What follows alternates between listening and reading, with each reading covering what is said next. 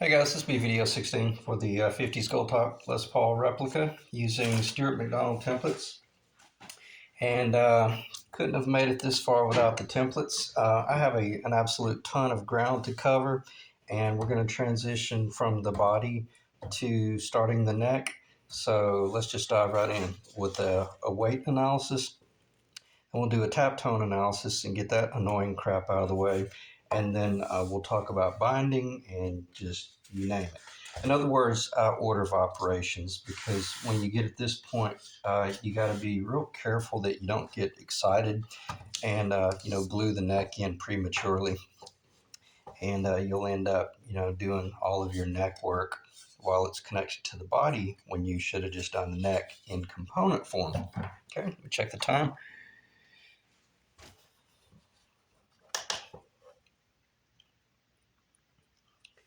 And tear. I don't use this enough to, is it in the camera? I don't use this little scale enough to, okay, should be fine. To be proficient with it. So let's start out with pounds first.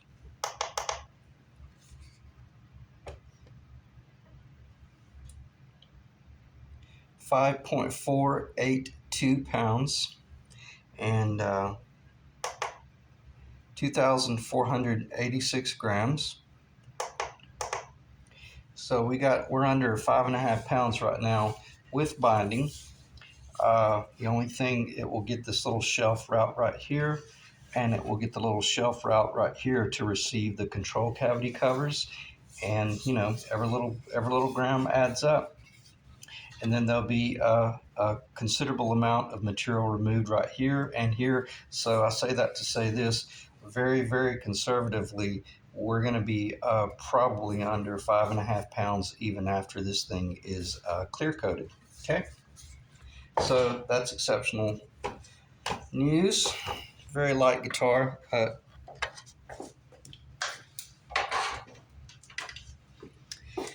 Should actually end up being under 9 pounds, but I don't want to get excited about that because it may not be. Okay, I'll do a flyby later on. So let's get this crap out of the way. What I'll do, I'm just going to do a perimeter tap tone first, and then I'm going to come over in the middle, still staying nice and bright. And then what I'll do is I'll go down the internal tone bars, and that way, hopefully, we'll never have to do this again. So 3, 2, 1.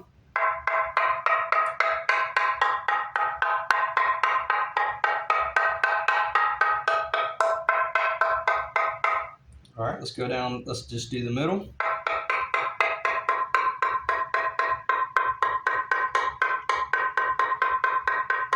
That's probably the most critical area right there.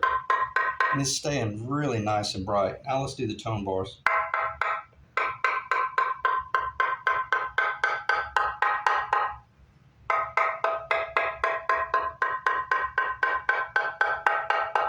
Notice how it starts out bright and then it starts getting a little bit darker for you guys that haven't been following the series.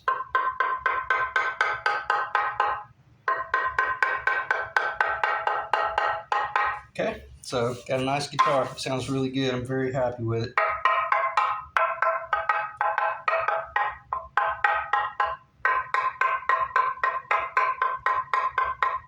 That's what a typical Les Paul should sound like. Nice and bright. And even in a solid Les Paul that's not chambered, it's going to get darker at the perimeter.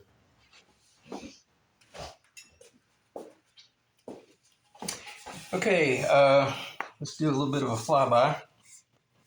I don't know if I had the channel, the binding channel routed in the last video. I can't remember. It's been about a week. I got a call from the guy last minute last week, and I had to do a fret job, so it put me a considerable amount behind on this video. So it's good to get that guitar in and out and get paid. So flyby. Where was I? And I know that I had the body pretty much to the point where I was getting ready to route the channel. I may have routed the binding channel. And I used this little bit, this little 3-blade flush cut bit, and I used it on the drill press, ran it at 3,400 RPMs. It was hilarious. And I was just very, very cautious about how I did the work, keeping in mind if this is in the drill press, it's overhead. I eased down into it, and I just made certain that if this is overhead right here, I'm just going to put it like that. I made certain that all of my feed work was like this right here, and you got to have a death grip on this thing. You cannot risk any jumping or catching or twisting because you'll get major tear out. And usually where you get your horrific tear out is right here. I nearly lost my little penguin. It was hilarious when I first built that thing. I was being way too aggressive, and I can't remember how I was doing it, but however I was doing it, man, there's something about the end grain here and the way it caught. It basically tore into the body and just tore the body apart. Being a paint grade, it was no big deal because I was able to epoxy it and repair it and all that jazz. But when you're working with this right here and you've literally got 2 to 3 weeks in building a stain grade body that you know is going to be beautiful, this is where you'll lose the guitar just because, and I say that to say this, I probably was running this too slow.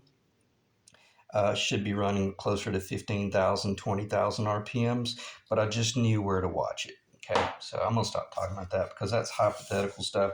And if you guys can get this far along, you're probably better with a router than I am, and we'll leave it at that. But the cool thing about the reason I have this on the table is I was able to use it to do, the rough out for the binding. Well, actually, the finished binding channel. And then I left it in the drill press, left the drill press exactly where I wanted it. And then if I needed to make any changes, then I could go in and just make real subtle changes and either take this binding a little bit deeper. Can't go more shallow once you start cutting into it. In other words, I started out at slightly over a quarter of an inch, and then I took it down a little bit further because my theory, the vintage guitars, they are at least 2 inches thick. And I was looking at Gary Moore's guitar, which is one of the only guitars that I've seen online. There was this guy from the UK that is basically the custodian of that guitar.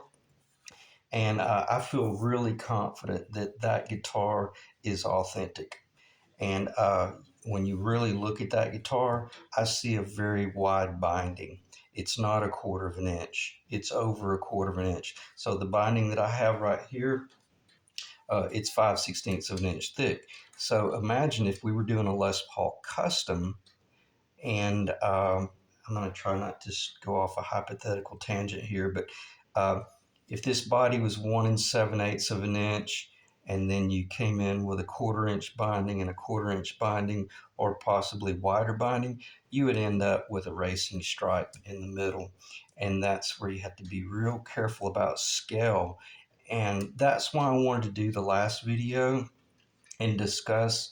We're at a threshold where you got to really make a final call because this guitar body was at a point I could have turned it into a Les Paul custom just by using a different router or two different routing bits. Route the top a quarter of an inch, route the back a quarter of an inch, then run this bit, and then I'm able to do all of my multiply binding in there. And I got a Les Paul custom. Okay, that's what I meant by uh, don't paint yourself into a corner because you may change your mind. And I'm not going to start talking about hypothetical stuff anymore. But I just want you to see if you've really been following the video series. If you followed my same format, basically you would be building. You could build any 50s Les Paul from the way I built this guitar. And but again, back to the Gary Moore guitar, substantial in its thickness right here. And the cool thing is, this is kind of funny. When I was doing my carving, I got just a little bit lower right here than I wanted to, And I thought, you know what, if I'm going to take this binding and take off another 32nd of an inch, I left the binding high, and I'm going to come in with an epoxy tinted with my gold, and I'm going to epoxy fill that in. And if there's a little bit of see, it's a little bit low right here.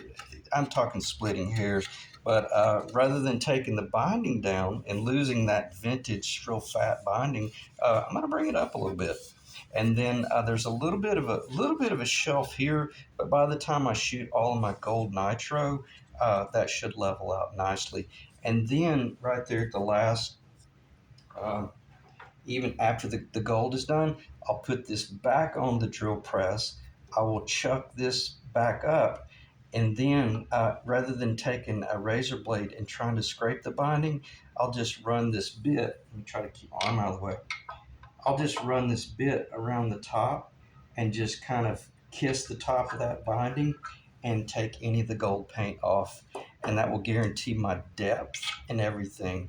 And it will also guarantee that I don't run the risk of coming in here and exposing the mahogany unless I want to. And there's a very strong possibility I'm going to do some major distressing on this guitar, so that it truly looks like an authentic, vintage guitar, or some people call it relic work, distress work.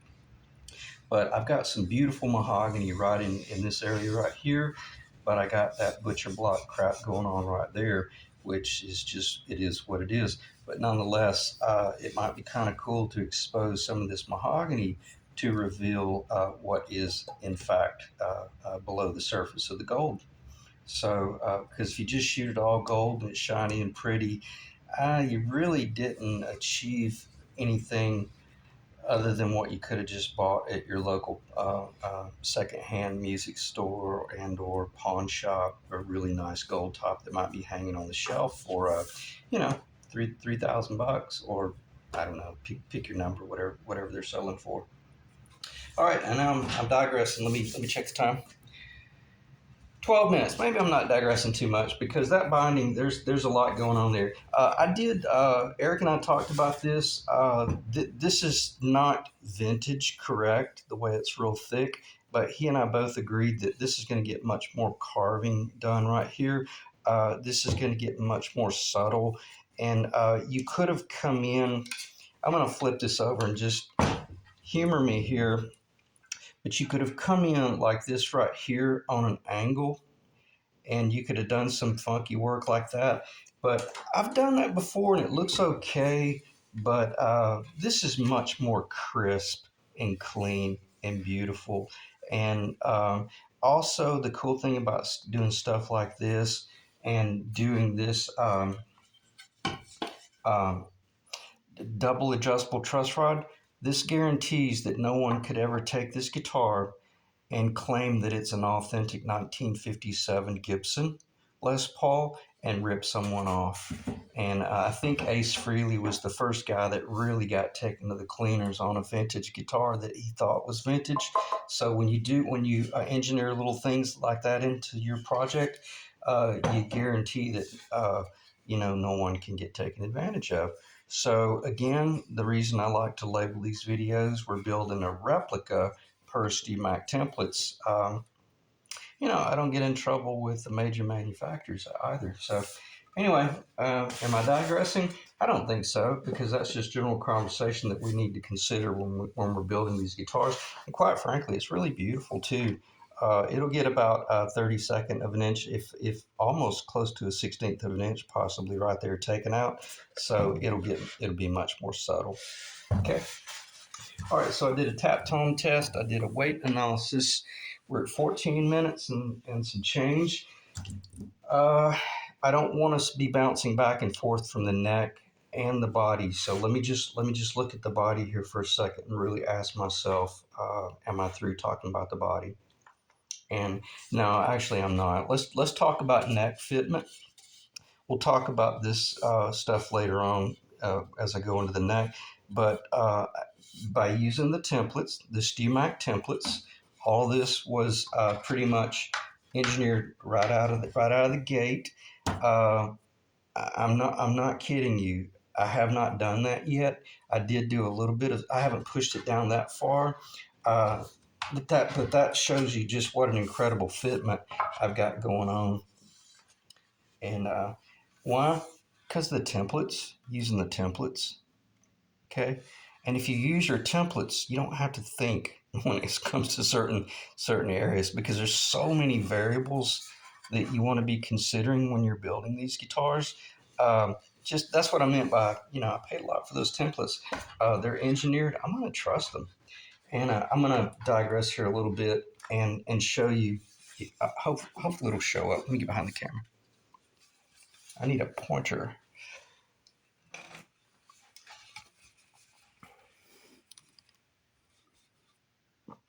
Okay, now I'm going to have to look into the camera. It's hard to tell with this mahogany. There's a mark right there, and there's a mark right there. What is that mark? Exactly 3/4 of an inch off the center line. And how is that determined?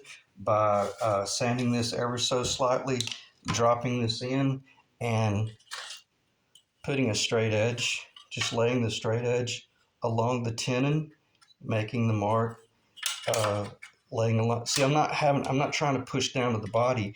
Just let the ruler or the straight edge kind of relax and just push it up against the tenon, make your mark. And if there was something really weird going on, if this thing was off, if you can't see it, then these little points of reference will tell you what's going on. Or if you're fitting a neck that's really nice and tight like that, see, I'm going to loosen that up even a little bit more so that I can manipulate this stuff in here to get a real perfect fitment. I wasn't planning on talking about this, but again, we're talking about the body, so it's okay to talk about it. I guess it's impossible to just go straight from the body to the neck. So let's just talk about the initial fitment. See, I've got a gap right there. What does that tell me? Well, it tells me that I've got to come over here and start doing a little bit of sanding in order to allow this neck to fit in. And if the neck was crooked, well, it might be that, oh, that'll be awesome. All I need to do is sand that off, and then that will correct the neck and the center line. That's what I'm talking about. Okay. So all I'm saying is trust your templates, trust your numbers, plan your work your plan, whatever the old saying is, and then start putting it together. Don't lose your cool if you really have to fight this. Because the first years of building guitars, I don't know where one is. Oh, here we go. Here's a good. The maple veneer, it's really affordable. There's nothing wrong with if you get in major trouble, just coming in and gluing that in. And would you epoxy that in, or would you tight bond it? I would put it in with tight bond, and then come in with a real large clamp, and I would clamp that nice and tight. Okay, and let it dry for a few hours, then trim it, and then whatever the problem is, then come in with your rasps. And I'm going to stop talking about this because I'm getting too technical, but you could come in with your rasp and take off some material here, or take some material off in the back, or maybe you put one shim over here and one shim over here, and then you're getting yourself under control in other words, to try to get your neck cleaned up. And that's what I meant by using these templates. Once I put this straight edge up here, it's beyond perfect, if there is such a thing, meaning it's perfect. I'm not going to have to do anything. And I'm not bragging or any of that jazz. I'm just saying, if you use your templates, you'll be able to kind of ease your way to the finish line. And that's what I had mentioned in one of the early videos, about probably 5 or 6 videos back, when I made this statement. Oh yeah, I was already talking about that stuff. I knew when I saw that this job was about to get really easy, because I was going to be able to relax and not worry about the neck, and just build the guitar. And, just as I said, just build the guitar. So I'm going to do this kind of for my own reference, and then I'm going to very quickly move in to the rest of the video, because I want to make some sort of a visual reference to the guitar. I don't think the archwork shows at all. And if anything, this probably looks kind of pancake. I can assure you it's not. I'm actually over a 16th of an inch higher in my belly than even a vintage 50s Les Paul. So I've got a very, very curvy top going on here. And I'm just ever so slightly over 2 inches thick. Okay. Again, this is just kind of for my own references and stuff. So, all right, let me pause the video, collect myself. Then we're going to transition into talking about the neck.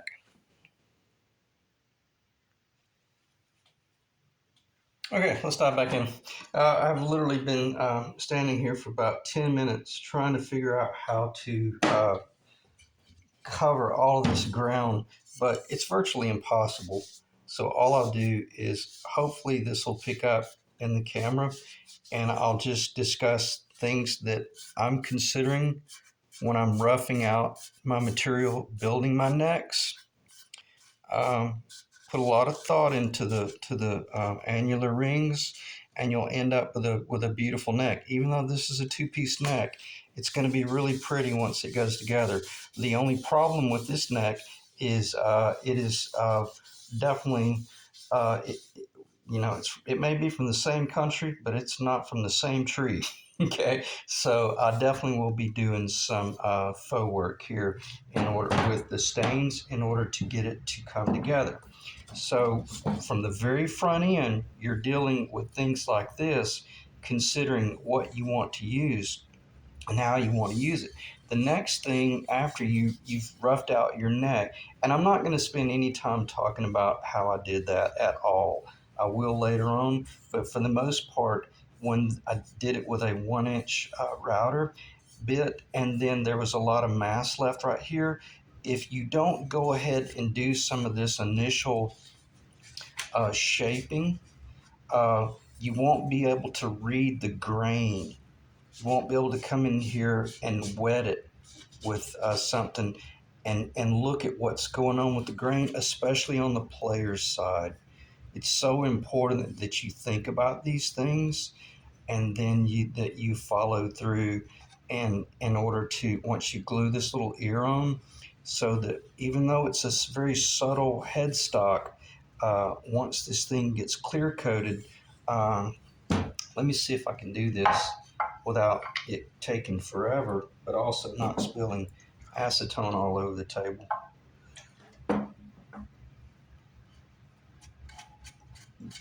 You want to come in and look at what's going on with the annular rings, and at a minimum, you want to match whatever pitch is going on, match it the best you can.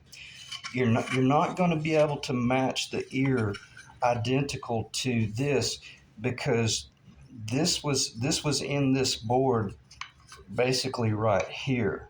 So it's not like you had enough room to cut off an ear that's on the exact same pitch. It's almost impossible to pull that off unless your board was really long here and you were able to transfer that ear down. But that's insanely wasteful, and not even Gibson or the big boys do that. But the fact that this came from this location right here, once this gets glued right here, I know that my grain orientation is identical or very close, and it'll be a beautiful transition once it glues up. Okay, and that's probably one of the most critical parts of building a really fine guitar. Is this match work right here? A lot of your jazz guitars, they would do the stinger on the back, just because everything about the guitar was so beautiful. Yet once you got up to this point, rather than showing any of that glue up lines, they would either do a stinger, or if it was repaired, they would do a stinger, or they would do a veneer overlay and then blend it in. And we all know that the headstocks, the face of the headstock is covered, with your traditional. So that hides. I would say it hides a multitude of sins. It hides every bit of them, everything that's going on up there. Okay, so again, it's difficult to just talk lightly about a neck. Go, oh yeah, just build your neck, you'll be fine. It's so important to pre-shape that so you can see what's going on. Okay, and that way you're going to get a really beautiful fitment on both of them. And check the time. 25 minutes. I'm going to end the video because there's just no sense in trying to cram 4 hours worth of conversation into three minutes. It just won't work. But make your templates, find out what it is you're going to build, plan your work your plan. Considerable amount of difference here between a Les Paul Custom and a 50s. Considerable. Okay, so factor that in when you're planning your job. Or like when you're gluing your ears up, better make sure you glue the ears up much further down on the 50s one, because you don't get as much graceful rake. It's a much more kind of squatty profile down here. So know what it is you're building, and like I say, plan your work. This is a little template that I use. This would be the back side in order to get that line right there, and then I